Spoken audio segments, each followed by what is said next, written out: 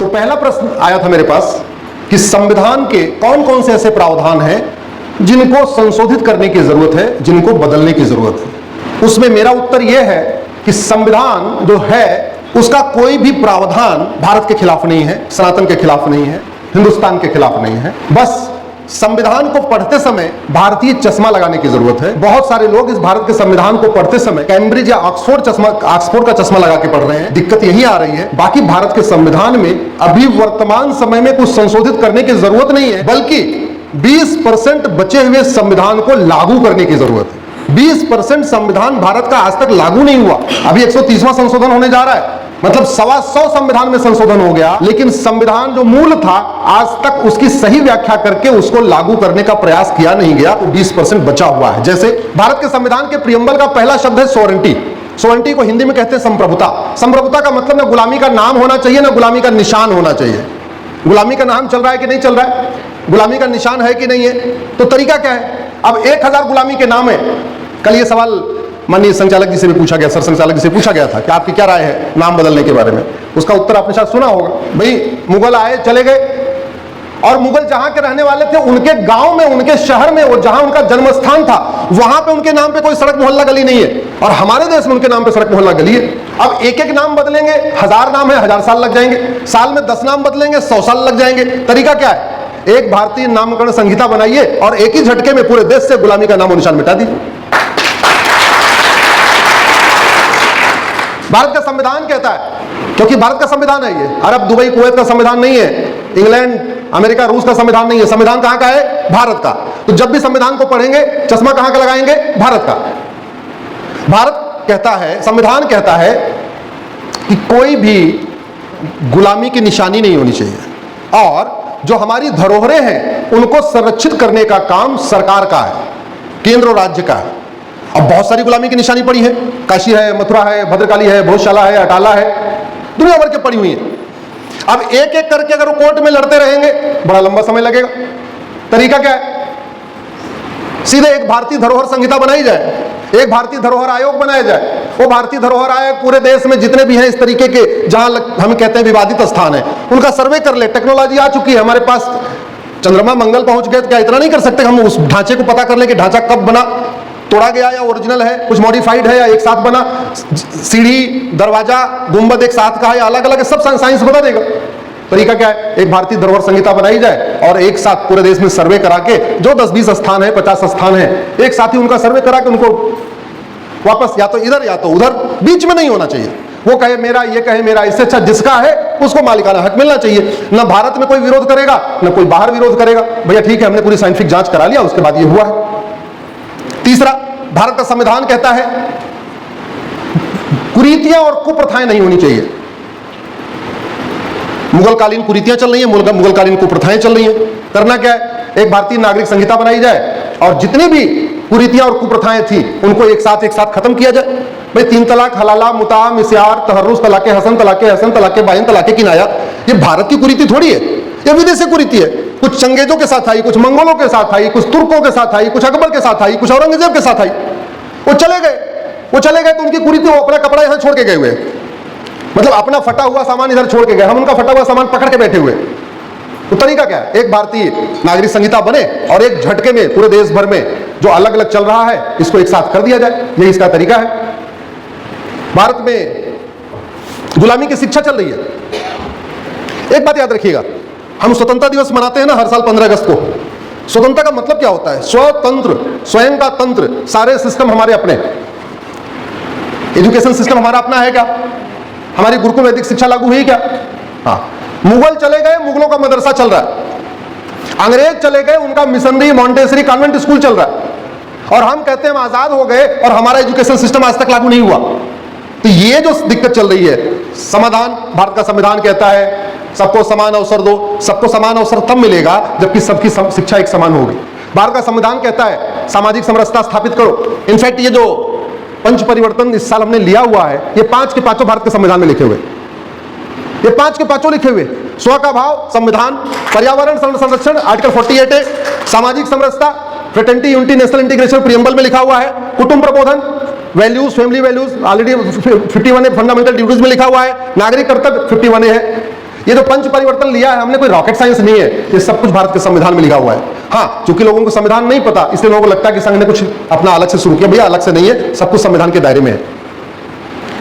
शिक्षा हमारी गुलामी की, चिकित्सा व्यवस्था गुलामी की, पुलिस व्यवस्था गुलामी की, न्यायिक व्यवस्था गुलामी की, दंड व्यवस्था गुलामी की, टैक्स व्यवस्था गुलामी की, व्यापार व्यवस्था गुलामी की, और कहते हैं हम तो स्वतंत्र हो गए। ये जो स्व का भाव तब आएगा जब सारे के सारे सिस्टम हमारे अपने होंगे। सिग्नेचर तो करना अपनी भाषा में, वेशभूषा अपनी होनी चाहिए, वो तो ठीक है, भाषा अपनी, भूषा अपनी, भजन अपना, ये तो ठीक है, लेकिन सारे सिस्टम भी अपने होने चाहिए। ये स्व का भाव तब आएगा जब गुलामी की सोच खत्म होगी। कहते नहीं किसी कमरे में उजाला तब होगा जब अंधेरा खत्म होगा, इसका वाइस वर्षा भी है, अंधेरा तब खत्म होगा जब बत्ती जलेगी, उजाला होगा। उजाला करो अंधेरा खत्म करो उजाला आया, दोनों एक ही बात है, कोई अलग अलग बात नहीं है। समाधान क्या है? गुलामी के सिस्टम खत्म किए जाएं, गुलामी के तंत्र खत्म किए जाएं। चुनाव व्यवस्था गुलामी की, प्रशासनिक व्यवस्था गुलामी की, और ऐसी व्यवस्था हो गई है कि 5 करोड़ मुकदमे चल रहे हैं। 5 करोड़ मुकदमों के कारण 5 करोड़ परिवार टेंशन में है। एक परिवार में 6 आदमी मान के चलिए तो 30 करोड़ लोग टेंशन में है मुकदमों के कारण। जब मुकदमा चलता है, जो सत्य पे होता है वो चाहता है जल्दी से फैसला हो जाए, जो दोषी होता है वो चाहता है मुकदमा लंबा चले, जो बलात्कार की पीड़िता होती है उसका परिवार चाहता है मुकदमा जल्दी खत्म हो, जो रेपिस्ट होता है बलात्कारी वो चाहता है मुकदमा 20 साल 30 साल चले, और मुकदमा लंबा चल रहा है कि जल्दी खत्म हो रहा है? जोर से बताइए जरा। अगले 1 घंटे ऐसे लगातार संवाद करते रहिए, थोड़ा जोर जोर बोलते रहिए। मुकदमा लंबा चल रहा है, जल्दी खत्म हो रहा है। तो वर्तमान न्याय व्यवस्था बलात्कारी के पक्ष में या पीड़िता के पक्ष में है? अब ये बात मैं कह देता हूं तो कुछ माननीयों को बुरा लग जाता है, ये सच्चाई है। इस वर्तमान व्यवस्था के कारण, ये वर्तमान व्यवस्था का लाभ यहां आम जनता को नहीं मिल रहा है। वर्तमान न्यायिक व्यवस्था का लाभ घूसखोरों को मिल रहा है, कमीशनखोरों को मिल रहा है, दलालों को मिल रहा है, चोरों को मिल रहा है, हरामखोरों को मिल रहा है, कामचोरों को मिल रहा है, मुफ्तखोरों को मिल रहा है। इस वर्तमान न्यायिक व्यवस्था का लाभ नशा तस्करों को मिल रहा है, मानव तस्करों को मिल रहा है, सोना तस्करों को मिल रहा है, गौ तस्करों को मिल रहा है। इस वर्तमान न्यायिक व्यवस्था का लाभ लफ्ज़ जिहाद करने वालों को मिल रहा है, लैंड जिहाद करने वालों को मिल रहा है, धर्मांतरण करने वालों को मिल रहा है, घुसपैठ करने वालों को मिल रहा है। इस सड़ी हुई न्यायिक व्यवस्था का लाभ जो चोरी करते हैं, डकैती करते हैं, झपटमारी करते हैं, लूट करते हैं, उनको मिल रहा है। ये कड़वी सच्चाई है। अभी मैं मिला तो हमसे कोई मिले, एक जज साहब कह रहे थे कि भाई साहब बहुत कड़वा बोलते थे। मैंने कहा बहुत सॉफ्ट बोला था, आज ठीक से बोलूंगा। तो जज साहब को ये वीडियो जरूर भेज दीजिएगा। भाई सीधी सी बात है, पूरी दुनिया में हमारी 3 चीजें सर्वोत्तम थी जिसके लिए पूरी दुनिया के यात्री भारत में आते थे। हमारे लोग चीन नहीं गए थे, चीन से ह्वेनसांग यहां आया था। हमारे लोग अमेरिका नहीं गए थे, अमेरिका वाले भारत आए थे घूमने, देखे क्या है भैया, सोने की चिड़िया क्यों है ये। हमारे लोग अरब नहीं गए थे, अरब वाले यहां व्यापार करने आए थे। और वैसे भी चोरी डकैती किसके घर में होती है? झुग्गी बस्ती में होती है या बड़े महलों में होती है? जोर से बताइए जरा। सारे लुटेरे कहां आए? भारत। भारत वाले कहीं गए क्या? जो जरूरत ही नहीं थी। इसका मतलब वास्तव में भारत सोने की चिड़िया था। इसी से पता चलता है। जब दुनिया में लोगों को अंडरवियर बनियान पहनना नहीं आता था तो हमारे देश में नालंदा और तक्षशिला विश्वविद्यालय था। दुनिया के सबसे प्राचीन विश्वविद्यालय नालंदा तक्षशिला हमारे यहाँ थे। जब दुनिया में लोगों को भूमि गोल है तब हमारे यहाँ कहते थे भूगोल है। हमारे भूगोल पढ़ते थे, लोगों को पता नहीं था अर्थ कैसी है, और हमारे यहाँ एज ए सब्जेक्ट भूगोल पढ़ाया जाता था। ये सच्चाई है। तो समाधान इसका यही है कि गुलामी के नाम हटाए जाएं, गुलामी के निशान। ये संविधान कहता है, संविधान कहता है गुलामी का नाम हटाओ, संविधान कहता है गुलामी का निशान हटाओ, संविधान कहता है गुलामी की शिक्षा बदलो, संविधान कहता है गुलामी की चिकित्सा बदलो, संविधान कहता है गुलामी की कुरीतियां खत्म करो, संविधान कहता है गुलामी की कुप्रथाएं खत्म करो, संविधान कहता है गुलामी की पुलिस व्यवस्था बदलो, संविधान कहता है गुलामी की प्रशासनिक व्यवस्था को बदलो, संविधान कहता है भारत को स्वतंत्र और संप्रभु राष्ट्र बनाओ। स्वतंत्र का मतलब सारे तंत्र हमारे हो, संप्रभु का मतलब न गुलामी का नाम हो न गुलामी का निशान हो। इसलिए पहले उस सवाल का उत्तर यह है, संविधान में कोई संशोधन करने की जरूरत नहीं है, संविधान को ठीक से पढ़ के ठीक से लागू करने की जरूरत है। भारत माता की, भारत माता की। दूसरा प्रश्न, लफ्ज़ जिहाद कितना खतरनाक है, इसको कैसे रोका जाए? भारत में कुल 800 जिले हैं। 800 जिलों में से 600 जिलों में लफ्ज़ जिहाद हो रहा है। आप सोच रहे होंगे 200 जिलों में क्यों नहीं हो रहा जब भारत में ही है? वहां इसलिए नहीं हो रहा है, अब वहां लफ्ज़ जिहाद करने की जरूरत नहीं है, वहां हिंदू खत्म हो चुके हैं। कश्मीर में लफ्ज़ जिहाद करने की जरूरत नहीं है, लक्षद्वीप में लफ्ज़ जिहाद की जरूरत ही नहीं है, 1-1.5% बचे हुए वो भी भाग जाएंगे। 800 जिलों में से 200 जिलों में अब लफ्ज़ जिहाद बंद हो गया। क्यों? क्योंकि टारगेट पूरा हो गया। 6000 तहसीलों में से 1500 तहसीलों में लफ्ज़ जिहाद नहीं हो रहा है। क्यों? क्योंकि टारगेट बॉर्डर पे धीरे धीरे लफ्ज़ जिहाद खत्म हो रहा है। क्यों? क्योंकि बॉर्डर का टारगेट भी पूरा हो गया। एक यूपी में छांगुर जलालुद्दीन पकड़ा गया, सुना होगा आप लोगों ने छांगुर का नाम। 18 राज्यों के 600 जिलों में उसका नेटवर्क और 5000 गुर्गे उसने लफ्ज़ जिहाद के लिए पाल के रखे। 18 राज्यों के 600 जिलों में कितने गुर्गे? जोर से बोलिए जरा। 600 जिलों में 5000, इसका मतलब ऑन एन एवरेज हर जिले में 80 से 85 गुर्गे। अगर ढंग से जांच हो तो पता चला आपके मुरैना में भी कम से कम 4-6-10 गुर्गे छांगुर के होंगे, जो उसके नेटवर्क से होंगे, जहां से उसको फंडिंग आ रही होगी। इस लफ्ज़ जिहाद के कारण हमारी राष्ट्रीय संप्रभुता के लिए बहुत बड़ा खतरा पैदा हो रहा है। हमारी स्वतंत्रता और संप्रभुता के लिए खतरा हो रहा है, क्योंकि भारत के लिए सबसे बड़ा खतरा है धर्मांतरण। और लफ्ज़ जिहाद में क्या किया जाता है? छांगुर जलालुद्दीन का मॉडल यह है कि 18 जिलों में 5000 लड़के, ऑन एन एवरेज हर जिले में 80 से 85 लड़के। एक जिले में कॉलेज कितना होता है राघवन जी? आपके जिले में कितना कॉलेज होगा? 10 कॉलेज होगा मुरैना में। अब अगर उससे 80 लड़के अगर उसने मुरैना में रखे, यानी हर कॉलेज में 7-8 लड़के उसके हैं। सोचिए कितना बड़ा नेटवर्क है। और एक इसका रिवर्स मॉडल भी है, जो अभी यूपी के बरेली से पकड़ा गया। दोनों खुलासे पिछले 1 महीने में हुए हैं। बरेली में अब्दुल मजीद नाम का पकड़ा गया, उसके 13 राज्यों के 600 जिलों में उसका नेटवर्क है। 300 जिलों में, सॉरी 300 जिलों। वहां रिवर्स है, वहां पे उसके संपर्क में लड़कियां हैं और वो हिंदू लड़कों से दोस्ती करती हैं और दोस्ती करके उनको कन्वर्ट कर रही हैं। जो नया वाला नेटवर्क निकल के आया उसमें पता चला कि नाई, धोबी, इलेक्ट्रीशियन, प्लम्बर भी शामिल है। पूरा आप डिटेल करेंगे अब्दुल माजिद बरेली गैंग, आपको पता चलेगा कैसे। भाई स्वाभाविक सी बात है, 20-25 साल के लड़के नाई के यहाँ अपना बाल बनवाने जाते हैं, दाढ़ी बनवाने जाते हैं। अब वहां वो पूछ रहा है, हाँ भाई शादी वादी हो गई क्या? अरे कहाँ, जिसकी शादी नहीं होती बेचारा, हाँ ये भी कहाँ शादी हुई? भी तो हुई नहीं। अरे क्यों यार, तुम बड़े सुंदर हो, बड़े ये हो, बड़े हो, और तुम्हें शादी करवाते हैं, बढ़िया आ जाओ। ले गया अब्दुल माजिद से मिलवा दिया। अब्दुल माजिद ने उसके पीछे लड़की भी लगा दिया और सब कुछ हो गया, प्रॉपर्टी लिखवा लिया। उसके बाद काम खत्म। ये खुलासा कैसे हुआ? प्रभात उपाध्याय नाम का एक व्यक्ति अलीगढ़ में जीआईसी में लेक्चरर था। आंख थोड़ी कमजोर थी, उसकी शादी नहीं हो रही होगी, विकलांग था। उसका ट्रांसफर हुआ अलीगढ़ से बरेली। अध्यापक प्रभात उपाध्याय नाम, सब जितनी बातें कह रहा हूं सब बाद में गूगल कर लेना। वहां गया, वहां पे उनको पता चला कि भाई जीआईसी में ये टीचर आया हुआ है, तनख्वाह मिल रही 1.5 लाख रुपए, लेकिन शादी नहीं हुई। लगा दिया उसके पीछे कनेक्शन।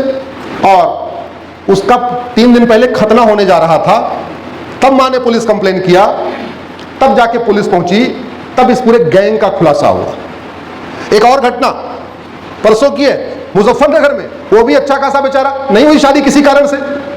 आजकल एक दिक्कत ये भी हो गई ना, लोग गांव में भले ही उसको करोड़पति हो, गांव में लोग कोई शादी करने नहीं चाह रहा।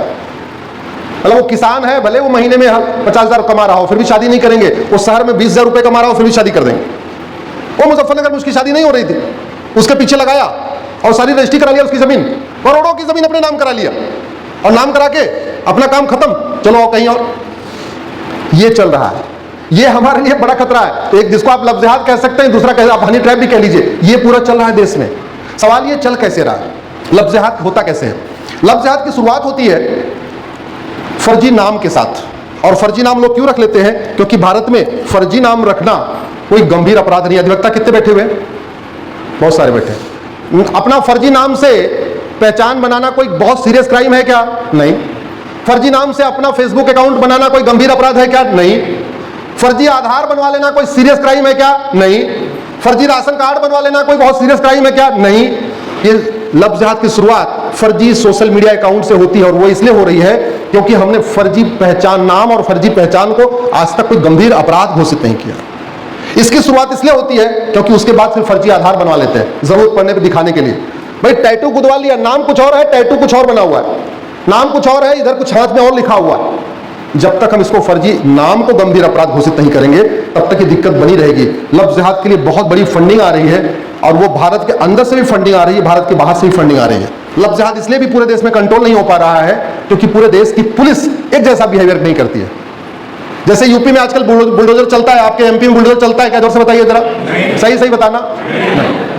आपने कभी सोचा जितने बड़े खुलासे हो रहे हैं वो यूपी में क्यों हो रहे हैं, एमपी में क्यों नहीं हो रहे हैं? महाराष्ट्र में क्यों नहीं हो रहे, गुजरात में क्यों नहीं हो रहे, बंगाल में क्यों नहीं हो रहे, केरल में क्यों नहीं हो रहे? ये सारे बड़े खुलासे यूपी में क्यों हो रहे? और सारे बड़े खुलासे अभी क्यों हो रहे, पहले क्यों नहीं हो रहे थे? क्यों? यूपी में बाबा आ गए। छांगुर वहां पे भी है, छांगुर आपके यहां भी है। अब्दुल माजिद वहां पे भी है, अब्दुल माजिद आपके यहां भी है। भोपाल वाला मछली केवल भोपाल में नहीं है, भोपाल वाला मछली आपके मुरैना में भी है। भारत को इस लफ्ज़हात को रोकने के लिए पहले भारत में एक यूनिफॉर्म पुलिस कोड लागू करना पड़ेगा। ये 1861 का पुलिस एक्ट चल रहा है, इसके कारण पुलिस सत्ता की गुलाम है, पुलिस राज्यों के हिसाब से काम करती है। आज तक हमने स्टैंडर्ड कोई क्वेश्चनायर डेवलप नहीं किया।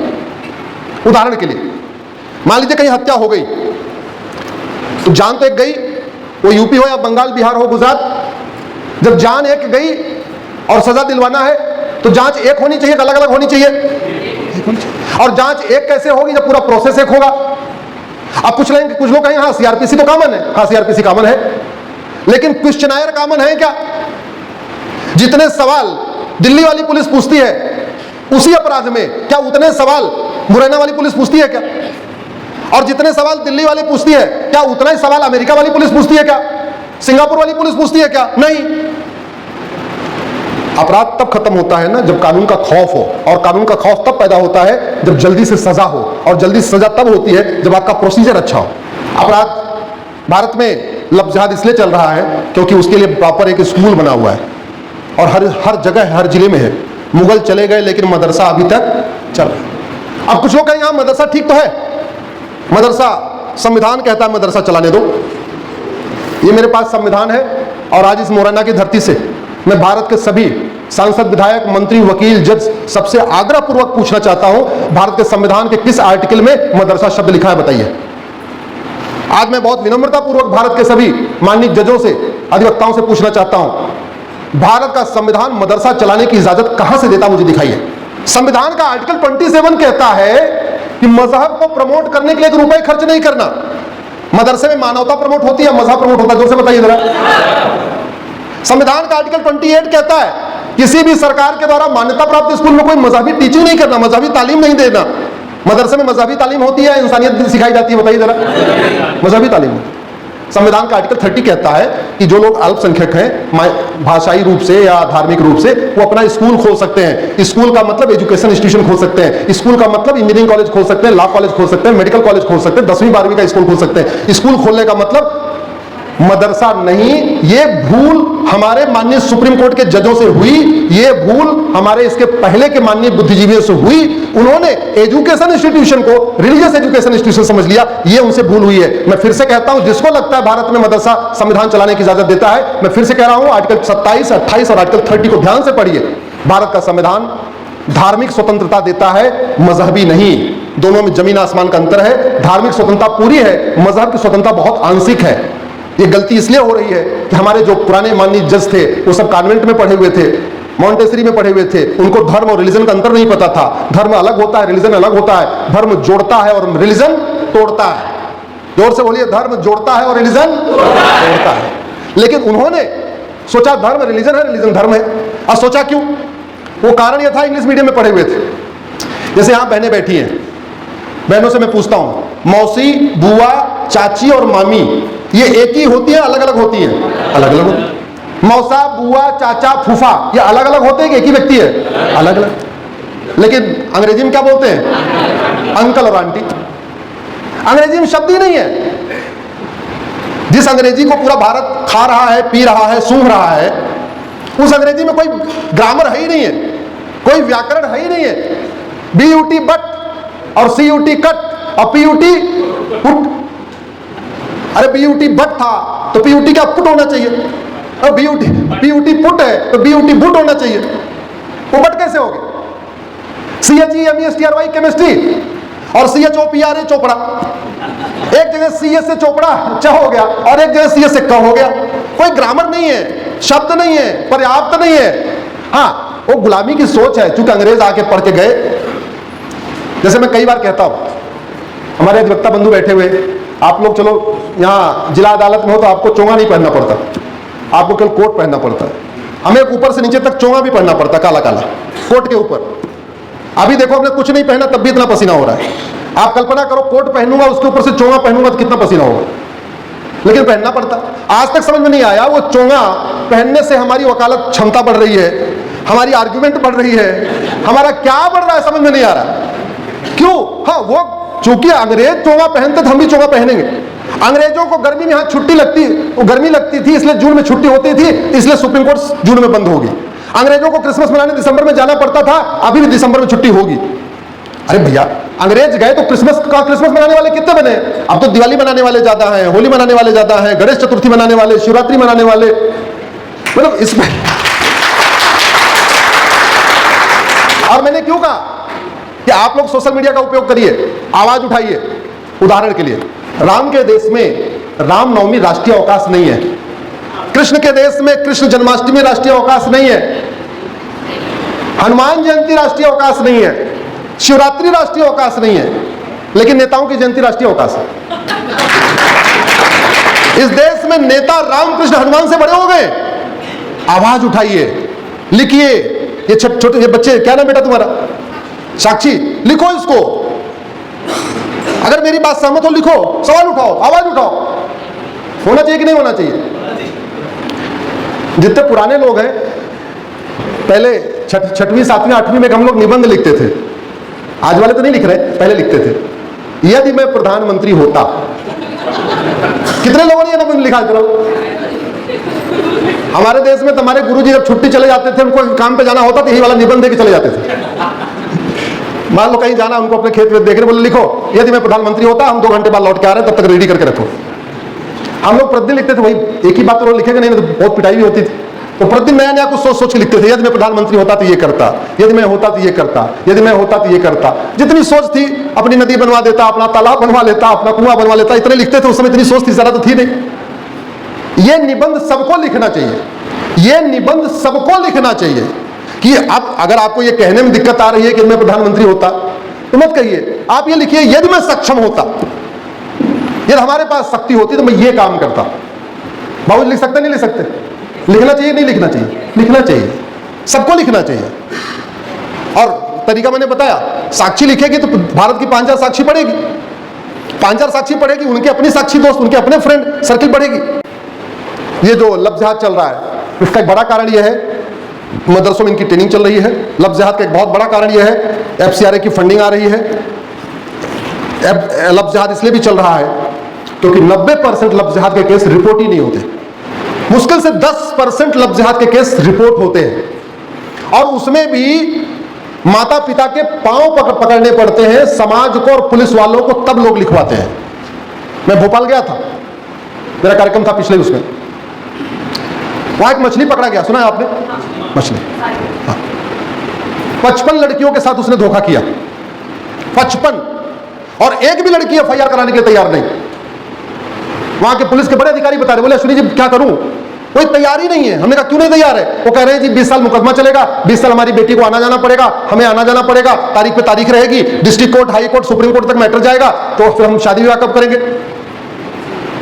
भारत की वर्तमान व्यवस्था के कारण लफ्ज जिहाद फैल रहा है। वर्तमान जो कानून है, वर्तमान न्यायिक व्यवस्था, उसके कारण लफ्ज जिहाद हो रहा है। शिकायत ही नहीं हो पा रही है, और शिकायत हो भी रही है तो लफ्ज जिहाद खुलेआम तो होता नहीं है ना, कोई प्रूफ तो होता नहीं।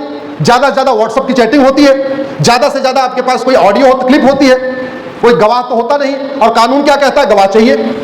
वो बेचारा, वो बेटी कहां से गवाह ढूंढ के लाएगी? वो माता पिता कहां से गवाह ढूंढ के लाएंगे? कहां से 30 साल मुकदमा लड़ेंगे किसी को सजा दिलाने में? तो हार के, थक हार के वो बैठ जाते हैं। इसलिए मैं कह रहा हूं, इस लफ्ज जिहाद को ठीक करना है तो सबसे पहले भारत में नार्को पॉलीग्राफ ब्रेन मैपिंग कानून बनाना चाहिए। लफ्ज जिहाद को रोकना है तो झूठी गवाही को गंभीर अपराध घोषित करना पड़ेगा, क्योंकि जो पीड़िता है वो गवाह नहीं ला पाती, और जो जिहादी है वो 20-20 हजार रुपए में 100 गवाह लेके खड़ा कर देता है। अधिवक्ता बंधु को पता है सबको, 20-25 हजार रुपए में आराम से गवाह मिल जाते हैं। ज्यादा है तो 50 हजार रुपए, 50 हजार रुपए में गवाह लोग गवाही देने के लिए तैयार हो जाते हैं। वो पैसे वाला है, वो 50 गवाह ला के खड़ा कर देगा। वो गरीब है, इज्जत उसकी वैसे ही तार तार हो रही है, वो गवाह कहां से ला के खड़ा करेगी? इसलिए अगर लफ्ज जिहाद रोकना है तो हमें सबसे पहले झूठ को गंभीर अपराध घोषित करना पड़ेगा, और झूठ पकड़ने के लिए नार्को पॉलीग्राफ ब्रेन मैपिंग कानून बनाना पड़ेगा। यह लफ्ज जिहाद हमारी राष्ट्र की सुरक्षा के लिए खतरा है। जो राष्ट्र की सुरक्षा के लिए खतरा है, उससे निपटने के लिए हमारे पास कानून है, NSA, नेशनल सिक्योरिटी एक्ट। लेकिन पुलिस लगा नहीं सकती। क्यों? क्योंकि राष्ट्र की सुरक्षा के लिए क्या क्या खतरा है हमने इस कानून में कहीं लिखा ही नहीं है। लिखा नहीं है तो मान लो पुलिस लगा भी दे तो जज साहब बोलेंगे, फटकारेंगे पुलिस को, तूने नशे कैसे लगा दिया? कहीं लिखा ही नहीं इसमें कि लफ्ज़ जिहाद हमारे राष्ट्र की सुरक्षा के लिए खतरा है। लफ्ज़ जिहाद हमारी देश की एकता अखंडता के लिए खतरा है। जो देश की एकता अखंडता के लिए खतरा, उससे निपटने के लिए कानून है, यूएपीए है, लेकिन इसमें कहीं लिखा ही नहीं है कि लफ्ज़ जिहाद हमारी एकता अखंडता के लिए खतरा है। और जब खतरा लिखा नहीं है तो पुलिस लगाएगी नहीं, लगाएगी भी जज साहब फटकारेंगे, और जब न पुलिस लगाएगी न सजा होगी तो लफ्ज़ जिहाद रुकेगा क्या? जोर से बताइए जरा। लफ्ज़ जिहाद के लिए बाहर से फंडिंग आ रही है। ये 2010 में कानून बना था FCRA, इसको हमने कोर्ट में चैलेंज किया हुआ है और मैंने आंकड़े देके बताए कि भारत में हर साल लगभग 50,000 करोड़ की फंडिंग आ रही है विदेशों से। हर साल 50,000 करोड़ की फंडिंग आ रही है। उसमें माओवादियों को भी है, नक्सलियों को भी है, मिशनरियों को भी है, नक्सलियों को भी है, माओवादियों को भी है, जिहादियों को भी है, उसमें लफ्ज़ जिहाद की भी है। उदाहरण के लिए आपको बताता हूं, छांगुर जलालुद्दीन के 40 NGO में 500 करोड़ की फंडिंग आई उसको विदेशों से, और उसने तो बाकायदा रेट रखा हुआ था। ब्राह्मण छत्री की लड़की को लफ्ज़ जिहाद में ट्रैप करने का रेट 15 लाख रुपए। यादव, पटेल, कुर्मी, मौर्य, कुशवाहा, ओबीसी जो समाज है उसकी बेटी को ट्रैप करने का रेट 10 लाख रुपए। दलित आदिवासी परिवार की बेटी को ट्रैप करने का रेट 5 लाख रुपए। अपने आप में धंधा है। एक आदमी कितना कमा लेगा? ड्राइवर की नौकरी करेगा 20-25 हजार रुपए कमाएगा, टीचर बन जाएगा 40-50 हजार रुपए महीने कमाएगा, कुछ और काम करेगा 50-60 हजार रुपए कमा लेगा। और यहां साल भर घूमा, स्कूल कॉलेज का चक्कर लगाया, और एक ब्राह्मण की लड़की अगर उसने ट्रैप कर लिया तो 15 लाख हो गए। 15 लाख रुपए एक का मतलब साल भर में अगर एक को भी उसने ट्रैप कर लिया तो 1.25 लाख रुपए महीना का कमाई हो गई उसकी। और ये कानून कब बनाया, किसने बनाया? 2010 में कांग्रेस ने बनाया था। मैं कई बार कहता हूं तो लोगों को बुरा लगता है कि मैं तो कांग्रेस बीजेपी कर रहा हूं। अरे भैया, भारत को बर्बाद करने के लिए अंग्रेजों ने तो लगभग 200 कानून बनाए थे, लेकिन भारत को बर्बाद करने के लिए कांग्रेस ने भी लगभग 50 कानून बनाए। कांग्रेस के कानून खत्म नहीं होंगे तब तक भारत सुरक्षित नहीं हो सकता। जब तक फंडिंग आ रही है तब तक लफ्ज़ जिहाद नहीं रुकेगा। लफ्ज़ जिहाद रोकना है, फंडिंग रोकनी पड़ेगी। फंडिंग रोकने के लिए इस कानून को खत्म करना पड़ेगा। परसों मंडी संचालक जी से पूछा गया था इस विदेशी फंडिंग के बारे में, इसका जवाब उन्होंने दिया था। लफ्ज़ जिहाद की एक और फंडिंग हो रही है ड्रग कारोबार से। भारत में लगभग साल में 50,000 करोड़ का ड्रग कारोबार है, और ड्रग कारोबार में 90% की मार्जिन होती है। लागत और बेचने में 10% कीमत आती है, बाकी 90% नेट प्रॉफिट होती है। और ये जो ड्रग कारोबार चल रहा है, इसके कारण हमारा धन भी जा रहा है, हमारा धर्म भी जा रहा है। हमारी युवा पीढ़ी नशे में जा रही है, और इस ड्रग से जो पैसा आ रहा है लगभग उसका 50% वापस फिर लफ्ज़ जिहाद और धर्मांतरण के ऊपर खर्च हो रहा है। तो वास्तव में अगर हमें लफ्ज़ जिहाद रोकना है तो सबसे पहले आपको ड्रग स्मगलिंग को जघन्य अपराध घोषित करना पड़ेगा। आज तक किसी ड्रग स्मगलर को भारत में फांसी हुई क्या? जोर से बताइए जरा। आज तक किसी ड्रग स्मगलर की सिटीजनशिप खत्म हुई क्या? आज तक किसी ड्रग स्मगलर की नागरिकता खत्म हुई क्या? आप लोग गूगल कर लेना, सिंगापुर 1 किलो गांजा फांसी। एक व्यक्ति सिंगापुर में 1 किलो गांजा लेके गया था, सीधे उठा के फांसी दे दिया। और यहां 9-9 कुंटल गांजा पकड़ा जाता है, 10-10 कुंटल गांजा पकड़ा जाता है, और जमानत मिल जाती है। क्यों? क्योंकि हमारा कानून घटिया है, हमारी न्यायिक व्यवस्था सड़ी हुई। लफ्ज़ जिहाद धर्मांतरण की फंडिंग हवाला के जरिए आ रही है। हवाला इसलिए चल रहा है क्योंकि हमारा कानून घटिया है। एक बात ध्यान रखना, भारत की कोई भी समस्या लाइलाज नहीं है। भारत की कोई भी समस्या विश्वव्यापी नहीं है। और उसके मैं आगे कहता हूं, मानव निर्मित कोई समस्या लाइलाज होती ही नहीं है। दैवी समस्याएं हैं जो लाइलाज हैं, जिसका हमारे पास इलाज नहीं है। हम धूप नहीं रोक सकते, हम बारिश नहीं रोक सकते, हम भूकंप नहीं रोक सकते, हम सुनामी नहीं रोक सकते। बाकी इंसान के द्वारा शुरू की गई सभी समस्याओं का समाधान इंसान कर सकता है। ये मैं इसलिए कह रहा हूं क्योंकि मैं वकालत करने के पहले इंजीनियर था, और ये फर्म बिलीफ है। जापानियों के साथ काम करके हमने एक ही बात सीखा कि मानव निर्मित कोई समस्या लाइलाज नहीं होती, और मानव निर्मित समस्या का समाधान मानव को ही करना पड़ता, ऊपर वाला आके करता नहीं है। औरंगजेब मंदिर तोड़ रहा था, मथुरा का, काशी का, भगवान आके लड़े क्या? जोर से बताइए जरा। राम मंदिर टूट रहा था, भगवान श्री राम लड़े क्या? नहीं। भोजशाला टूटा, भद्रकाली टूटा, अटाला टूटा, कोई ऊपर से आके लड़ा क्या? नहीं। वो नीचे वाले से नीचे वाले को लड़ना पड़ेगा, ऊपर वाले नहीं आके लड़ेंगे। ये हमें समझना पड़ेगा। तो अगर हमें लफ्ज़ जिहाद धर्मांतरण रोकना है तो हमें ड्रग कारोबार खत्म करना पड़ेगा। एक बात इसको आप ऐसे समझिए, यहाँ कोई डॉक्टर है क्या? अच्छा, डॉक्टर है। कई ऐसी बीमारियां होती हैं जो आपको दर्द कहीं होता है और उसका रूट काज कहीं और होता है। जैसे कई बार आपको हेडेक हो रहा होगा, लेकिन यहां कोई दिक्कत नहीं होगी। दिक्कत आपके पेट में होगी, यहां गैस बन रही होगी, यहां हेडेक हो रहा होगा। आपको दिख रहा है सर दर्द हो रहा है, सर की कोई दिक्कत ही नहीं है, दिक्कत कहां की है? पेट की। और आधी बीमारियों का मूल कारण है पेट की गंदगी। पेट साफ हो जाए, आधी बीमारी खत्म। ऐसे ही भारत में भ्रष्टाचार खत्म हो जाए, आधी बीमारी खत्म। लफ्ज़ जिहाद की फंडिंग ब्लैक मनी से होती है। ब्लैक मनी क्यों चल रही है भारत में? कानून घटिया है। लफ्ज़ जिहाद की फंडिंग बेनामी लेन देन से होती है, क्यों चल रही है? कानून घटिया है। लफ्ज़ जिहाद की फंडिंग, लफ्ज़ जिहाद का केस कमजोर हो जाता है। पीड़िता के पास इतना पैसा नहीं होता कि वो थानेदार को दे सके, और दूसरी तरफ वाला थानेदार को 5-7 लाख 10 लाख रुपए देता है, और जांच जैसी करनी चाहिए थानेदार वैसी जांच नहीं करता। कड़वी सच्चाई बता रहा हूं आपको, अनुभव के साथ बता रहा हूं, इसमें कुछ थ्योरेटिकल नहीं है, सब प्रैक्टिकल बता रहा हूं। अच्छा, उसमें थानेदार को करना क्या है? पुलिस पैसा कैसे कमाती है? कोई पुलिस वाले हैं क्या इधर? एक तो हमारा पीएसयू खड़ा है। पुलिस में मेहनत करने पे पैसा नहीं मिलता, काम न करने पे पैसा मिलता है। ईमानदारी से जांच करने पे पैसा नहीं मिलता, लापरवाही के साथ जांच करने पे पैसा मिलता है। ठीक है, उसने दे दिया 5 लाख 10 लाख रुपए, पकड़ाया, जांच को उल्टा सीधा घुमा दिया, बाद में उसने बड़ा वकील कर लिया, और उसके बाद उन्होंने ऐसा गवाहों के बयान के दौरान उसको ऐसा क्रॉस एग्जामिनेशन किया, वो टूट पड़ा वहीं पे, खत्म। और वैसे भी जिसने जांच किया था उसका ट्रांसफर होकर कहीं और चला गया, बाद में कोई और पुलिस वाले उसको फॉलो कर रहे हैं। पूरा घालमेल इसलिए चल रहा है क्योंकि भारत में सजा नहीं हो रही है। आज तक इतनी घटनाएं आ चुकी, इतनी घटनाएं आ चुकी, और छोटी मोटी नहीं। बिहार, वो झारखंड में एक नेशनल शूटर थी, लफ्ज़ जिहाद में उसको ट्रैप कर लिया था, नेशनल शूटर थी। आज मुझे पता चला आपके यहां भी एक, वो क्या नाम है, इंसानियत, इंसानियत, हाँ अभी इंसानियत, हाँ। ऐसे गद्दारों को फांसी होनी चाहिए कि नहीं? ऐसे गद्दारों की 100% प्रॉपर्टी जब्त होनी चाहिए कि नहीं? ऐसे गद्दारों की नागरिकता खत्म होनी चाहिए कि नहीं? होनी चाहिए। लेकिन हमारे पास ऐसा कोई कानून नहीं है जो तीनों काम कर सके। मैं कह रहा हूं, अगर वो जमानत पे गया भी है वो छूट जाएगा। आप उसको 4-6 महीने ज़्यादा जेल में रख ही नहीं सकते, ऐसा कोई कानून ही नहीं है हमारे पास। ऐसी कोई धारा लगाई भी नहीं होगी उसके ऊपर, एनएसए लगा नहीं होगा, यूएपीए लगा नहीं होगा, ऑर्गेनाइज क्राइम लगा नहीं होगा। अच्छा, सबसे खास बात ये, उसमें थोड़ी अज्ञानता की भी कमी है। ये मेरे हाथ में नई वाली भारतीय न्याय संहिता है, इसका सेक्शन 111 है ऑर्गेनाइज क्राइम। डकैती को ऑर्गेनाइज क्राइम माना गया है, लेकिन लफ्ज़ जिहाद को ऑर्गेनाइज क्राइम नहीं माना गया। लफ्ज़ जिहाद ऑर्गेनाइज क्राइम है कि नहीं, जोर से बताइए जरा। और 111 है, लेकिन ड्राफ्ट करने वालों को समझ में नहीं आया। एसी के कमरे में बैठे बैठे ड्राफ्ट कर दिया, नई बोतल पुरानी शराब, वही काम करके छोड़ दिया। सेक्शन 148 वेजिंग वॉर लिखा हुआ है इसमें, और ये लफ्ज़ जिहाद हमारे लिए वेजिंग वॉर है। भाई पहले यही तो काम कर रहे थे। अकबर ने 5000 बहन बेटियों को अपने हरम में रखा था, तलवार के दम पे रखा था।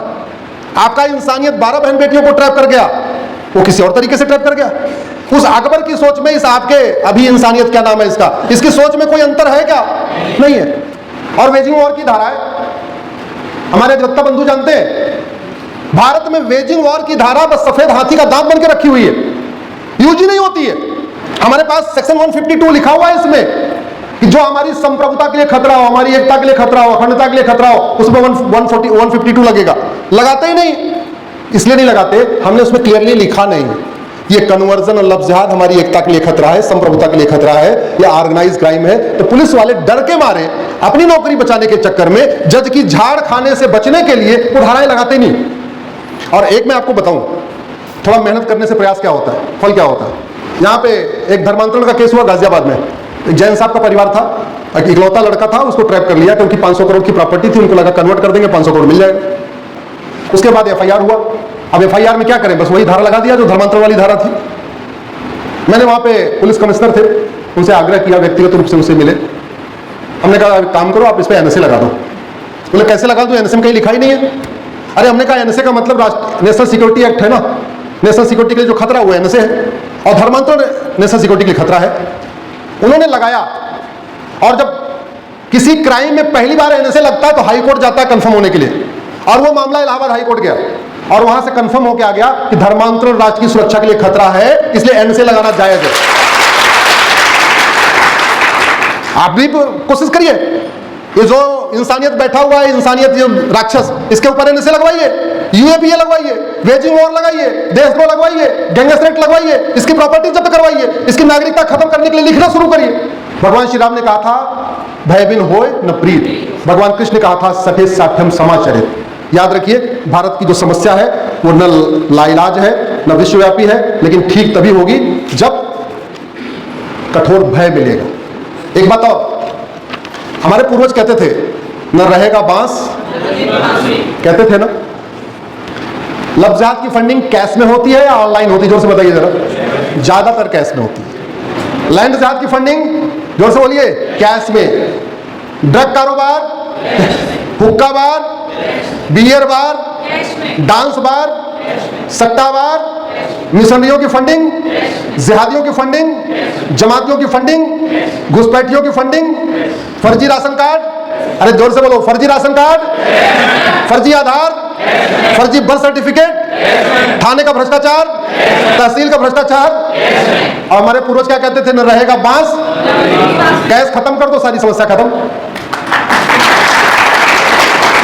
और आज की डेट में कैश खत्म हो सकता है, क्यों? आप मुझे, इतने लोग बैठे हो, कितने लोग पर डे 100 रुपए से ज्यादा खर्च करते हो? हाथ उठा के दिखाओ। 1 2 3। सरकारी आंकड़े कहते हैं कि भारत में 80% लोग पर डे 100 रुपए से कम खर्च करते हैं। 20% लोग हैं जो 100 रुपए से ज्यादा खर्च करते हैं। आप संपन्न परिवार के, इसलिए पर डे 100 रुपए ज्यादा खर्च करती होंगी। सरकारी आंकड़े बताते हैं कि 80% लोग पर डे 100 रुपए से कम खर्च करते हैं। तो जब 80% पर डे 100 रुपए से कम खर्च करते हैं, उनको 100 रुपए से बड़े नोट की जरूरत है क्या? और जो 20% 100 रुपए ज्यादा खर्च करते हैं, उनके पास एटीएम, पेटीएम, यूपीआई, भीम, डेबिट कार्ड, क्रेडिट कार्ड है। 100 रुपए से बड़ी नोट बंद कर दे, न रहेगा बांस, न बजेगी। भारत में 130 करोड़ आधार बन चुका है। प्रॉपर्टी को आधार से लिंक कर दे, कैश लेन देन लिमिट कर दे। मैं गारंटी के साथ कहता हूं, लफ्ज़ जिहाद भी रुकेगा, धर्मांतरण भी रुकेगा, घुसपैठ भी रुकेगी, बाकी और भी अराजकता भी रुकेगी। अगर हमें अपने आने वाली पीढ़ी को बचाना है, हमें अपने सनातन धर्म की रक्षा करना है, तो थोड़ा त्याग करना पड़ेगा। इसलिए कहता हूं, लिखना शुरू करिए। अगला सवाल, भारत की कितनी भूमि पे अवैध कब्जा है? अंग्रेजों ने 1894 में कानून बनाया था, इसका नाम है लैंड एक्विजिशन एक्ट। 1894 में जो कानून बना, इसका नाम है लैंड एक्विजिशन एक्ट। और यह कानून बनाने का उद्देश्य भारत में भूमि सुधार करना नहीं था। इस कानून को बनाने का उद्देश्य भारत में चर्च और मिशनरियों को जमीन देना था, उनको एस्टेब्लिश करना था भारत में। पूरे भारत में सिविल लाइन बनी हुई है, आपने सुना होगा सिविल लाइन, बड़े बड़े शहरों में सिविल लाइन बनी है। और जितनी सिविल लाइन बनी है वो सारी इसी कानून के अंतर्गत बनी है, इसी कानून के अंतर्गत जमीनें एक्वायर करके बनी है। अंग्रेजों को बहाना क्या किया? हमें कलेक्टर का ऑफिस बनाना है, कप्तान का ऑफिस बनाना है, हमें जमीन चाहिए। जहां 10 एकड़ जमीन चाहिए होती थी, 100 एकड़ जमीन एक्वायर कर लेते थे। कोई बोलने वाला था नहीं, हम लोग गुलाम हो चुके थे। थोड़ा बहुत अपना कलेक्टर ऑफिस बनाया, कप्तान ऑफिस बनाया, और बाकी की सारी जमीन वो चर्च और मिशनरीज को बांट देते थे। इसलिए पूरे भारत में जहां आपको सिविल लाइन मिलेगी, वहां आधी जमीन का मालिकाना हक चर्च और मिशनरीज के पास है। और वो जमीन दिया था उन्होंने 99 साल की लीज के ऊपर, और वो टोटल जमीन लगभग 40 लाख एकड़ है। थोड़ा प्लस माइनस हो सकता है, लगभग 40 लाख एकड़। और वो सभी 40 लाख एकड़ जमीन की 99 साल की लीज पूरी हो चुकी है। 1894 में कानून बना, 1895 से देना शुरू किया, तो 1901, 1902, 1905 तक उन्होंने पूरा बांटा। 1905 के बाद जितना उनको बांटना था बांट दिया, तो 99 साल का पूरा हो गया, 2005 में पूरा हो गया। अब वो उसमें से कुछ लोगों ने अपनी एक्सटेंड करा लिया है लीज, लेकिन ज्यादातर एक्सटेंड नहीं हुई है। और वो जमीन है लगभग 40 लाख एकड़। दूसरा, ये मेरे हाथ में दूसरा कानून है, इसका नाम है वक्फ एक्ट। ये पहली बार 1913 में बना था, जिन्ना ने बनवाया था। और जो जिन्ना वाला वक्फ एक्ट था, उससे वो चला 1954 तक, यानी लगभग चला 40 साल। वो 40 साल में वक्फ प्रॉपर्टी थी लगभग 50,000 एकड़। लेकिन आज बाद में 1954 में नेहरू जी ने इस कानून को बदला, बाद में इंदिरा गांधी ने बदला, फिर राजीव गांधी ने बदला, फिर नरसिम्हा राव ने बदला, फिर मनमोहन सिंह ने बदला, और बदलते बदलते इतना इसको बदल दिया कि आज की डेट में वक्फ प्रॉपर्टी है लगभग 40 लाख एकड़। तो 40 लाख एकड़ चर्च और मिशनरीज के पास, और 40 लाख एकड़ वक्फ बोर्ड के पास।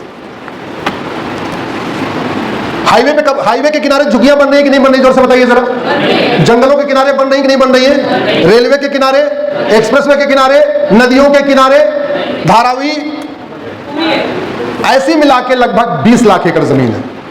तो भारत में 40 लाख एकड़ जमीन वक्फ बोर्ड के पास, 40 लाख एकड़ जमीन चर्च मिशनरीज के पास, और लगभग 20 लाख एकड़ जमीन पे पाकिस्तानी, अफगानिस्तानी, रोहिंग्या, बांग्लादेशी घुसपैठियों ने झुग्गी बना बना के, मजार बना के, दरगाह बना के, कब्रिस्तान बना के इस तरीके से लगभग ले लिया। कितनी जमीन है टोटल? 100 लाख। स्वाभाविक सी बात है, जहां यह कानून बना है वहीं यह कानून बिगड़ेगा। जिसने बनाया वही बिगाड़ सकता है, और बिगाड़ना चाहिए कि नहीं बिगाड़ना चाहिए? अरे भाई, भारत में संविधान है। संविधान दो शब्दों से मिलकर बना, संविधान, सबके लिए समान विधान। आप मुझे बताओ, हिंदू बोर्ड है क्या? जैन बोर्ड है क्या? बौद्ध बोर्ड है क्या? सिख बोर्ड है क्या? फिर वक्फ बोर्ड क्यों? हिंदू ट्रिब्यूनल है क्या? जैन ट्रिब्यूनल है क्या? बौद्ध ट्रिब्यूनल है क्या? सिख ट्रिब्यूनल है क्या? नहीं। तो फिर वक्फ ट्रिब्यूनल क्यों? भारत का विभाजन किस आधार पे हुआ था? मजहब के आधार पे। जब मजहब के आधार पे विभाजन हो गया, फिर मजहब के आधार पे नियम कानून चलना चाहिए क्या? जोर से बताइए जरा। पीछे वाले ढीले पड़ गए, बैटरी डाउन है क्या? मजहब के आधार पे विभाजन हो गया, फिर मजहब के आधार पे नियम कानून चलना चाहिए क्या? मजहब के आधार पे मंत्रालय और आयोग चलना चाहिए क्या? मजहब के आधार पे बोर्ड और ट्रिब्यूनल चलना चाहिए क्या? मजहब के आधार पे स्कूल, कॉलेज, यूनिवर्सिटी चलना चाहिए क्या? मजहब के आधार पे लोन और वजीफा चलना चाहिए क्या? अगर नहीं, इसलिए कहता हूं 5-5 हजार फेसबुक फ्रेंड बनाइए और इन चीजों को लिखना शुरू करिए। कम से कम जो बातें आपको ठीक लगती हैं उसको 5000 और लोगों तक पहुंचा दीजिए। पहुंचा सकते हैं क्या? हमने वक्फ बोर्ड को पहले चैलेंज किया था, वक्फ ट्रिब्यूनल को चैलेंज किया था, हमने अल्पसंख्यक मंत्रालय को भी कोर्ट में, सुप्रीम कोर्ट में चैलेंज किया है, अल्पसंख्यक आयोग को भी चैलेंज किया है, मदरसा को भी चैलेंज किया है, अलीगढ़ की क्राइटेरिया को भी चैलेंज किया है, जामिया को भी चैलेंज किया है। हमारा यह कहना है, भारत जब सेकुलर हो चुका है, सेकुलर हो गया ना, जब सेकुलर हो गया, फिर मजहब के आधार पर भारत में नियम कानून नहीं होना चाहिए, वक्फ बोर्ड नहीं होना चाहिए, वक्फ ट्रिब्यूनल नहीं होना चाहिए, माइनॉरिटी अफेयर मिनिस्ट्री नहीं होना चाहिए, माइनॉरिटी कमीशन नहीं होना चाहिए, मदरसा नहीं होना चाहिए, मिशनरी स्कूल नहीं होना चाहिए, मजहब के आधार पर कुछ भी नहीं होना चाहिए। और एक बात याद रखना, अगर मजहब के आधार पर चीजें चली तो जो आपने कल्पना नहीं किया है वो चीजें होंगी। मैं आपको डरा नहीं रहा हूं, लेकिन इतिहास से मैंने जितनी कैलकुलेशन किया उस इतिहास का आंकड़ा बता रहा हूं। मजहब के आधार पर चीज चलेगी, अलगाववादी सोच खत्म नहीं होगी। तो तरीका यही है कि भारत में जो 99 साल की लीज पूरी हो चुकी है उसको वापस ले लिया जाए। जो लोग अपना कागज दिखा सकते हैं वो कागज दिखाएं, नहीं तो जमीन ले ले। बड़ी सीधी सी बात है भाई, मुगल चले गए तो पूरा जमीन का मालिकाना है किसको ट्रांसफर हुआ? अंग्रेजों को। और जब अंग्रेज चले गए तो पूरा देश का शासन किसको ट्रांसफर हुआ? राष्ट्रपति को। आज के डेट में हमारे भारत का मालिक किसको कहते हैं? राष्ट्रपति को। आप देखिए जितने भी आपके एडवर्टीजमेंट आएंगी जमीनों का आएगा, किसके नाम पे आता है? राष्ट्रपति के नाम। तो मुगलों का सारी की सारी प्रॉपर्टी किसके पास गई? राष्ट्रपति के पास। फिर उसमें वक्फ बोर्ड, वक्फ ट्रिब्यूनल कहां से बीच में आ गए? और वैसे भी बाबर, हुमायूं, तुगलक, गजनी, गोरी को वक्फ का अधिकार नहीं, और बाबर, हुमायूं को वक्फ का अधिकार नहीं तो उनके निजामों को, उनके नवाबों को, उनके तीमारदारों को, उनके जागीरदारों को, उनके जमींदारों को भी वक्फ का अधिकार नहीं। इसलिए मैं कहता हूं ये जो अवैध चल रहा है इसका समाधान यही है कि आप लोग इसके खिलाफ आवाज उठाइए। अकेले मेरे आवाज उठाने से बात नहीं बनेगी। हर व्यक्ति इसको प्रतिदिन 5 मिनट का टाइम निकाल के अपने सोशल मीडिया में लिखना शुरू करे। सोशल मीडिया का उपयोग सामाजिक कार्य के लिए करिए, सनातन के लिए करिए, तो बहुत जल्दी इसमें बदलाव आएगा। अगला सवाल, घुसपैठियों को कैसे बाहर किया जाए? मेरी PIL चल रही है सुप्रीम कोर्ट में, जिसमें मैंने आंकड़ों के साथ बताया है कि भारत में 5 करोड़ घुसपैठी आ चुके। केंद्र सरकार, राज्य सरकार सबको उसमें नोटिस रखा है। और ये जो घुसपैठी यहां हैं वो 5 के 5 ही करोड़ नहीं है। मैं भी कुछ दिन पहले गया एक घुसपैठियों की बस्ती में, वहां इतने सारे बच्चे घूम रहे थे। आज मैं अपने सोशल मीडिया पर फोटो डालूंगा, आप लोग देख लेना, फेसबुक वाले देख लेना। एक परिवार की मैंने गिना 22 बच्चे। एक को कितने? जोर से बोलिए, एक को कितने? 22। आपको 22 करने में कितने परिवार चाहिए? नहीं, 22 तो कम से कम 11 तो चाहिए। अभी मैं थोड़ी देर इस कार्यक्रम में खत्म होते वो फोटो डालूंगा, आप लोग मेरे फेसबुक पे आके देख लेना। एक परिवार और 22 बच्चे। हाँ, मां 3-4 थी, पिता एक था, फादर एक था, माँ 3-4 थी, वो फोटोस आप लोग गिन लेना, उसमें 3-4 दिख भी रही है माएँ। हम बर्बादी की तरफ बढ़ रहे हैं या आजादी की तरफ बढ़ रहे हैं? जोर से बताइए जरा। डेमोग्राफी बदल रही कि नहीं बदल रही? आपके मुरैना की बदल रही कि नहीं बदल रही? जिसको लग रहा हो ना बदल रही हो, एक काम करना, 2024 का लोकसभा चुनाव हुआ था, इसकी वोटर लिस्ट देख लेना, और 25 साल पहले 1999 में जो चुनाव हुआ था उसकी वोटर लिस्ट देख लेना। आप भारत के किसी भी वार्ड की वर्तमान वोटर लिस्ट 25 साल पुरानी वोटर लिस्ट देख लो, भारत के किसी विधानसभा की वर्तमान वोटर लिस्ट और 25 साल पुरानी वोटर लिस्ट देख लो, भारत के किसी जिले की वर्तमान वोटर लिस्ट और 25 साल पुरानी वोटर लिस्ट चेक कर लो, भारत के किसी तहसील की वर्तमान वोटर लिस्ट और 25 साल पुरानी चेक कर लो।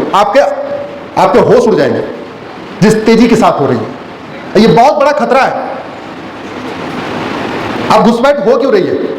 घुसपैठ इसलिए हो रही है कि हमारे देश में घुसपैठियों को रोकने के लिए जो कानून चल रहा था, ये देखिए, दिख रहा है आपको, फॉरेनर एक्ट 1946, हाईवे बन गया, एक्सप्रेस वे बन गया, चांद पे पहुंच गए, मंगल पे तैयारी, और घुसपैठ वाला कानून 1946 वाला।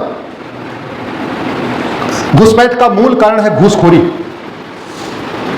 एक बीएसएफ का कमांडेंट अभी बॉर्डर पे पकड़ा गया, उसके पास 22 करोड़ रुपए मिले, पर हेड वो 2000 लेता था बांग्लादेशी घुसपैठियों को अंदर भेजने के लिए। 22 करोड़ का मतलब उसने 1,10,000 बांग्लादेशियों को अंदर करा दिया। यह कड़वी सच्चाई है। इसलिए मैं कह रहा था, पेट साफ हो जाएगा, सारी समस्या ठीक हो जाएगी। हमारे लिए जो सबसे बड़ा खतरा है वो करप्शन और पॉपुलेशन एक्सप्लोजन है। वो घुसपैठिया बॉर्डर पे 2000 दे के अंदर आया, और कॉमन सर्विस सेंटर वाले कितने में आधार बना रहे हैं? 2000 में। नगर निगम वाले बर्थ सर्टिफिकेट कितने बना के दे रहे हैं? 2000 में। तहसील का दलाल राशन कार्ड कितने बनवा के दे रहा है? 2000 में। आरटीओ ऑफिस का दलाल ड्राइविंग लाइसेंस कितने बना के दे रहा है? 3000 में। 10 से 12,000 रुपए खर्च करके 4 से 5 डॉक्यूमेंट बनवा लेता है। क्या कर सकते हो आप? कुछ नहीं कर सकते हो, कुछ नहीं कर सकते हो आप। एक सिस्टम बना हुआ है। और क्यों बना हुआ है? क्योंकि हमारे देश में 70,000 करोड़ का कॉमनवेल्थ घोटाला करने वालों को कुछ नहीं हुआ, गमले में गोभी उगाने वालों को कुछ नहीं हुआ, 1,76,000 करोड़ का 2G हो गया, कुछ नहीं हुआ, 1,86,000 करोड़ का कोयला हो गया, कुछ नहीं हुआ। दुनिया के कई देशों में भ्रष्टाचारियों को फांसी दी जाती है। चीन के कानून मंत्री को फांसी दे दिया। चीन का कंपनी का ठेकेदार था, उसने अपने वेंडर से कुछ पैसे ले लिया था, उठा के फांसी दे दिया। दुनिया के कई देशों में जो आर्थिक अपराध है उसको सबसे जघन्य माना जाता है। जैसे ड्रग स्मगलिंग किसके लिए किया जाता है? आर्थिक लाभ के लिए। तो सिंगापुर में उसमें फांसी है, आजीवन कारावास है ही नहीं है। घूस किस लिए किया जाता है? आर्थिक लाभ के लिए। और चाहे वो ड्रग स्मगलिंग हो चाहे करप्शन हो, ये अनप्लान्ड नहीं है, वेल प्लान्ड होता है। सड़क पे आप जा रहे हो, गाड़ी टकराई गई, कोई मर सकता है, ये अनप्लान्ड है। लेकिन अगर आप पैसा लेके उसका आधार बना रहे हो, बर्थ सर्टिफिकेट बना रहे हो, राशन कार्ड बना रहे हो, ड्राइविंग लाइसेंस बना रहे हो, वोटर आईडी बनवा रहे हो, ये अनप्लान्ड नहीं है, होशो हवास में काम हो रहा है। और ये क्यों चल रहा है? क्योंकि हमारे देश में ये प्रिवेंशन ऑफ करप्शन इतना घटिया, इतना सड़ा हुआ है, पूछो नहीं। इतने घोटाले हो गए आज तक, न किसी को फांसी हुई, न किसी की नागरिकता खत्म हुई, न किसी की 100% प्रॉपर्टी जब्त हुई। जब तक खौफ नहीं पैदा होगा तब तक घुसपैठिए आते रहेंगे। सवाल यह, घुसपैठिए जाएंगे कैसे? इतने बड़े देश में 5 करोड़ घुसपैठियों को एनआरसी के द्वारा पकड़ना मुश्किल नहीं, नामुमकिन है। असम में एनआरसी हुई थी, फेल हो गई। असम में सर्बानंद सोनोवाल जी जब वहां पे सामाजिक कार्यकर्ता थे, उनकी पीआईएल को सुप्रीम कोर्ट ने एनआरसी करने का ऑर्डर दिया था, और जब एनआरसी शुरू हुई तब तक वो खुद ही मुख्यमंत्री बन चुके थे। आप कल्पना करिए, जिसकी पीआईएल पे एनआरसी का ऑर्डर हुआ और वो मुख्यमंत्री बन चुका है, एनआरसी कराने में कोई कोर कसर छोड़ेगा क्या? और जानते हैं, उनके कार्यकाल में एनआरसी फेल हो गई। कैसे? जब तक सुप्रीम कोर्ट में मुकदमा चला तब तक घुसपैठियों ने 10 से 12,000 रुपए में 4-5 डॉक्यूमेंट बनवा लिए। और जब एनआरसी हुई, एनआरसी में क्या होता है? लेखपाल पटवारी जो कर्मचारी आते हैं वो घर घर रजिस्टर लेके आते हैं, नाम लिखते हैं। जब वो घर घर आए तो घुसपैठियों ने उनको 2,000 रुपए पर हेड के हिसाब से फिर पैसा दे दिया। मान लो 10 लोग थे तो 20,000 रुपए पकड़ाए। हमारे कर्मचारी सरकारी इतने समझदार होते हैं, उन्होंने जहां जहां पैसा मिल रहा था उनका नाम लिख दिया रजिस्टर में। लेकिन उनको लगा कि बाद में रजिस्टर बनेगा, असम की जनसंख्या तो बहुत ज्यादा बढ़ जाएगी, तो दिन भर जितने घुसपैठियों का नाम जोड़ते थे उतने शाम को असम वालों का नाम निकाल देते थे। तो जब एनआरसी कंप्लीट हुई तो पता चला रोहिंग्या बांग्लादेशी असम के नागरिक बन गए और असम के नागरिक घुसपैठिए हो गए। यह है भ्रष्टाचार का कमाल। क्या कर लोगे आप? कुछ नहीं कर सकते। मैं आपसे लाख कहूं, जागो हिंदू, जागो जागो हिंदू, जागो जागो हिंदू, जागो, क्या कर लोगे आप? आप आधार रोक सकते हो, कि राशन कार्ड रोक सकते हो, ड्राइविंग लाइसेंस रोक सकते हो, कि बॉर्डर पे आप खड़े होकर पहरा दे सकते हो। क्या करोगे आप?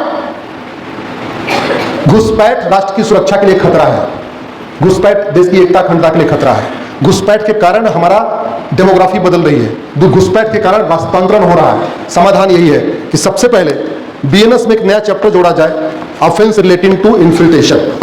मेरी पीआईएल चल रही, मैंने इसमें यही मांग किया है। इस बीएनएस को तत्काल बदलने की जरूरत है। इसमें एक चैप्टर जोड़ने की जरूरत है, ऑफेंस रिलेटिंग टू लफ्ज जिहाद। नाम कुछ अलग कर लीजिए, जिहाद लिखने में दिक्कत आ रही है तो एक चैप्टर जोड़ने की जरूरत है, ऑफेंस रिलेटिंग टू कन्वर्जन। एक चैप्टर जोड़ने की जरूरत है, ऑफेंस रिलेटिंग टू इन्फिल्ट्रेशन। और धर्मांतरण और घुसपैठ को राष्ट्र की सुरक्षा, भारत की संप्रभुता, देश की एकता अखंडता के लिए खतरा घोषित करने की जरूरत है। इसको देशद्रोह घोषित करने की जरूरत है। इसमें 100% प्रॉपर्टी जब्त करने, नागरिकता खत्म करने, आजीवन कारावास, फांसी देने के लिए कानून बनाने की जरूरत है। तब अपने आप ये भाग जाएंगे। नहीं तो ये देख लीजिए, मैं आपको 2-3 उदाहरण दे देता हूं। आपको ये पन्ना दिख रहा है आपको? रायबरेली में 20,000 घुसपैठियों ने अपना नाम जुड़वा लिया। और जानते हैं 20,000 में से 15,000 हिंदू नाम से उन्होंने अपना डॉक्यूमेंट बनवा लिया। ये नया ट्रेंड चल रहा है। जहां जहां भाजपा की सरकारें हैं, अब वहां पे पाकिस्तानी, अफगानिस्तानी, रोहिंग्या, बांग्लादेशी हिंदू नाम से डॉक्यूमेंट बनवा रहे हैं। और हिंदू नाम से डॉक्यूमेंट बनाने से एक नया खतरा और पैदा हो रहा है। नया खतरा यह पैदा हो रहा है कि जब ये 2-4 साल रह लेंगे, उसके बाद ये सामूहिक धर्मांतरण का नाटक करेंगे। आप सोचिए, एक भारत में 800 जिले में से एक जिले में एक साल में 20,000 घुसपैठियों ने अपना डॉक्यूमेंट बनवाया है। पूरे देश में कितना बना होगा? और पिछले 10 साल 20 साल में कितना बना होगा अगर एक साल में इतना बन गया? और इसमें 15,000 टिंकू, मिंकू, गुड्डू, राजू, सोनू नाम से बना हुआ।